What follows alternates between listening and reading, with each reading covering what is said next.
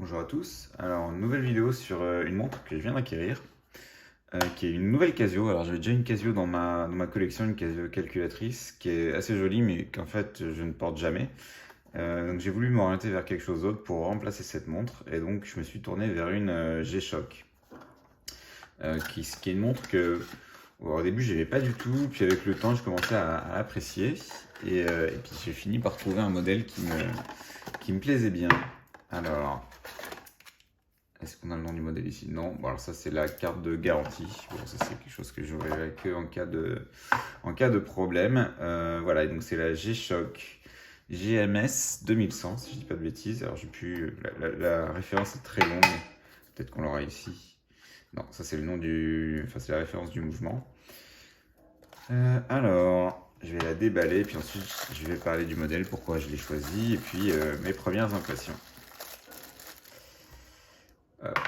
Alors je l'ai déjà porté on va dire une petite heure, mais je l'ai remballé ensuite pour la vidéo. Donc c'est pas vraiment une surprise ou une découverte entière sur cette vidéo. Mais voilà, je l'ai quand même remballé. Donc voilà, c'est la G-Shock. Est-ce que j'ai la référence? Oui, voilà. La G-Shock, ici, voilà. Donc GMS B8 AER. Alors Casio est vraiment pas très bon dans la manière dont ils nomment leur montre, je trouve. C'est très compliqué de s'y retrouver. C'est juste un détail. Après, ils ont énormément de références. Donc probablement plus difficile que pour d'autres montres. Et bref, c'est pas une surprise. Je trouve que tous les Japonais nomment un peu les montres de manière un peu bizarre. Je vais juste enlever la petite étiquette. J'avais fait les choses bien. J'avais même remis ça. Ça ne sert pas à grand chose. Voilà. Et donc, la montre. La voilà. Donc, la GMS 2100, ça fait partie de la famille de ce qu'on appelle les Casio-k. C'est un peu le surnom qui lui est donné pour une raison simple, c'est que le boîtier a un peu une forme de Royal Oak. Alors, pas la Royal Oak classique qui est très très désirée, mais plutôt les modèles type offshore, je dirais, un peu plus sport et avec voilà, des bracelets, notamment des bracelets en caoutchouc, en silicone, vendus par Audemars. Bon, pas que, hein, mais en termes de style, je trouve que ça se rapproche plus de cette série offshore que de la Royal Oak classique. Et donc, celle-ci a la particularité d'être une des plus petites, si ce n'est la plus petite dans les G-Shock, on va dire un peu de la famille Casio, qui était pour moi ce qui m'avait toujours un peu bloqué, rebuté sur ces modèles-là, puisque de nombreux modèles sont en fait très très massifs. Et donc en photo, c'est très beau, mais une fois au poignet, je trouve que c'était très difficile à porter, surtout pour. Bon, alors moi, j'ai pas particulièrement un gros poignet, donc ça ne m'allait pas du tout. C'est pas du tout le genre de montre que je portais. Et donc j'ai fini par trouver quelques références qui étaient un peu plus petites, mais c'est plutôt des références féminines on va dire dans l'esprit de Casio, donc c'est toujours des couleurs un peu du rose, ou alors si c'est du noir, bah, les indices vont être doré rose par exemple. Donc j'ai toujours trouvé des petits défauts, mais celle-ci c'est la première qui est un peu de taille petite et contenue. Enfin petite, ça reste pas, c'est pas une petite montre, mais de taille plus petite et donc plus facile à porter pour moi, dans un modèle plutôt unisexe. Donc, je vais juste la passer au poignet parce que c'est pour moi la chose la plus importante sur cette montre, c'est qu'elle était en fait portable, parce qu'il y a déjà beaucoup d'autres modèles que je trouvais assez jolis, assez réussis, mais juste que je ne pouvais pas porter. Je les avais essayés en boutique, hein, donc j'étais certain de ne pas pouvoir les porter. Alors, la caméra, je l'ai mis de manière un peu bizarre, je pourrais pas tourner mon poignet plus, mais comme vous pouvez voir, ça va assez bien sur la taille sur la circonférence de mon poignet. Donc j'ai pas un poignet très gros, d'environ 16,5-17 cm, et ça tombe très bien. Et donc, comme je disais, cette montre-là est un peu plus petite. En termes de dimension, ça fait environ 40 mm de largeur, et donc on va dire de diamètre, un peu plus haut en réalité, hein, puisque elle est, oui, c'est pas une montre qui a la même hauteur que largeur, donc elle est un peu plus haute, mais c'est arrondi, donc ça épouse un peu la forme du poignet.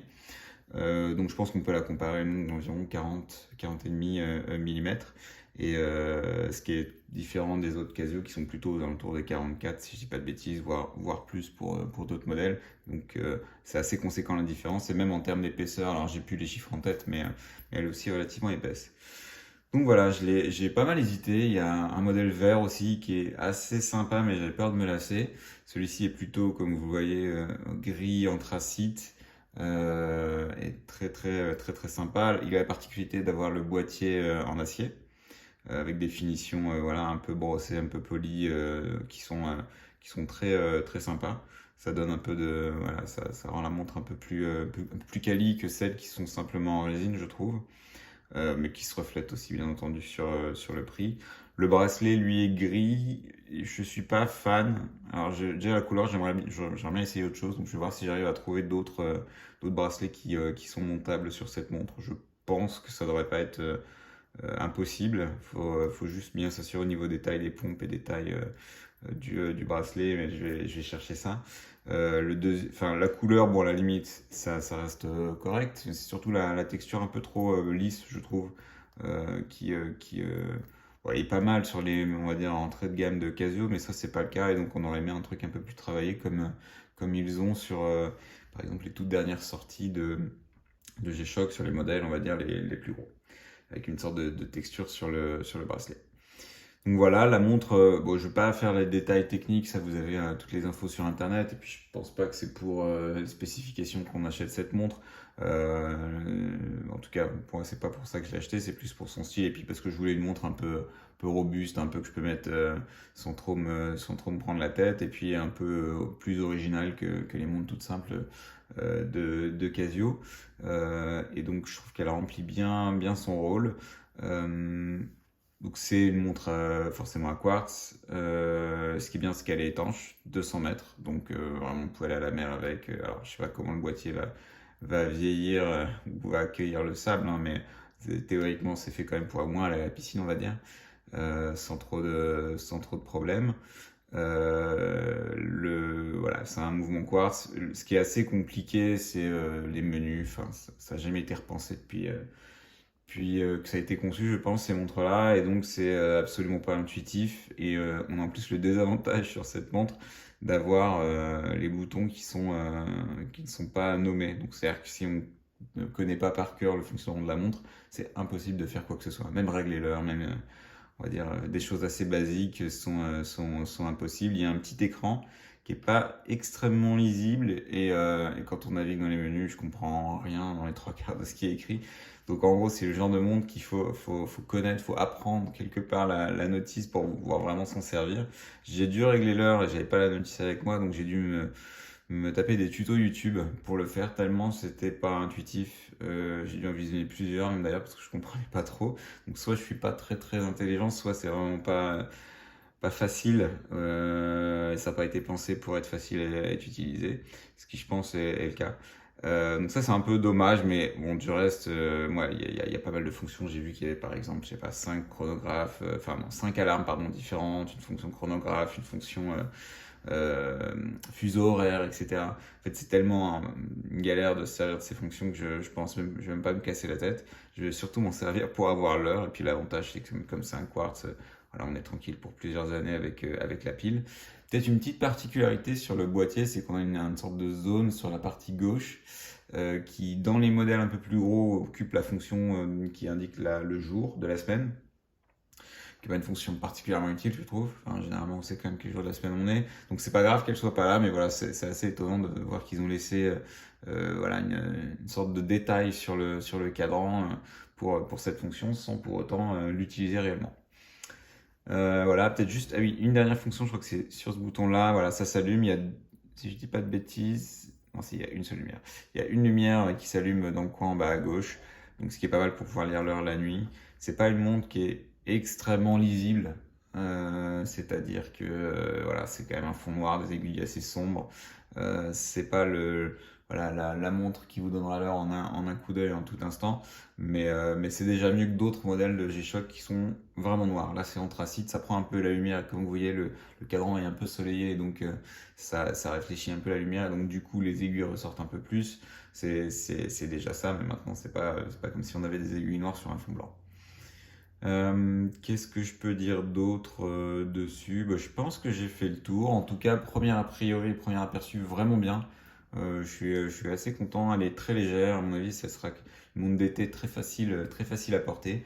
Je vais essayer de creuser sur les bracelets. D'ailleurs, s'il y en a qui connaissent ou qui ont des conseils, n'hésitez pas en commentaire. Je suis preneur. Et voilà, du reste. Donc, je l'ai acheté sur Amazon. Ça avait l'avantage d'être un peu moins cher sur Amazon et livré assez rapidement. Donc, je mettrai le lien aussi en dessous pour ceux qui souhaitent l'acheter, en sachant qu'il existe deux autres coloris, comme je disais, vert, un vert un peu kaki, qui est avec un boîtier plutôt acier, couleur on va dire, gris clair, argent. Et une autre montre qui est, je crois, toute blanche, si je dis pas de bêtises. Qui est, voilà, pour le coup, c'est pas du tout ce que je porte, donc je me suis pas du tout orienté vers ça. Je refais juste un dernier, on va dire, passage au poignet pour là, vous montrer la montre et son porté. Oui, peut-être juste un dernier détail que j'aime pas trop. Je trouve que les,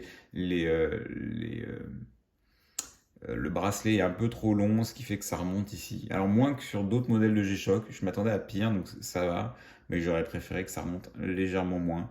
Donc à voir si j'arrive à trouver un bracelet plus petit qui me permettrait de corriger quelque part ce petit défaut qui n'est pas non plus voilà, particulièrement gênant, hein. C'est du détail.